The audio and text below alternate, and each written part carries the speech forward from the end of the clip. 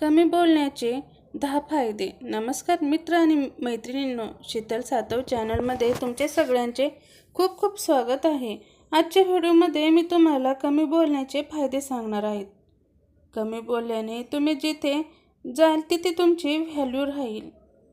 तुम्ही कमी बोलणारे आहात असे इतरांना समजले तर ते लोक जेव्हा तुम्ही बोलता तेव्हा गांभीर्याने तुमचे बोलणे ऐकून तुमच्या शब्दाला किंमत देतील. कमी कसे बोलायचे याचे एक सूत्र आपणास येथे सांगत आहे. जेव्हा कोणी आपणास प्रश्न विचारेल अथवा बोलेल त्यावेळी तुम्ही त्यांना शब्दात उत्तर द्या. समोरच्या व्यक्तीचे समाधान न झाल्यास वाक्यात उत्तर द्या. त्यानंतरही नाही समजल्यास तुम्ही थोडक्यात व सविस्तर उत्तर द्या. समोरच्याला फक्त विचारलेल्या प्रश्नांची उत्तरे द्या. गरज नसताना अनावश्यक गोष्टी लोकांना शेअर करू नका.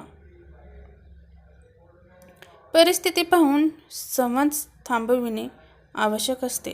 जिथे तुमचे मत आहे विचारले जात नाही तिथे तुम्ही बोलूच नका.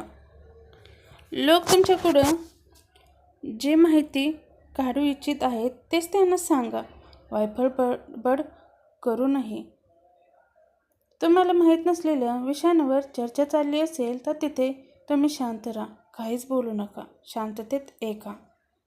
कोणत्याही गोष्टीचे विषयांतर करता कामा नये. वेळीच मूळ विषयावर लक्ष केंद्रित करा.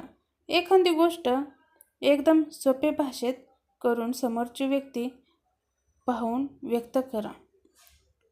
असे केल्याने समोरच्याच्या हृदयात स्थान मिळवू शकतो.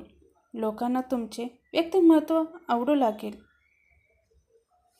खरंच मित्र आणि मैत्रिणींनो, कमी बोलल्यामुळे आणि महत्त्वाचे बोलल्यामुळे आपल्या शब्दाची आणि आपली व्हॅल्यू टिकून राहते. हा व्हिडिओ तुम्हाला कसा वाटला कमेंट्स करून नक्की सांगा. आवडला असेल तर चॅनलला लाईक, कमेंट, शेअर, सबस्क्राईब नक्की करा. धन्यवाद.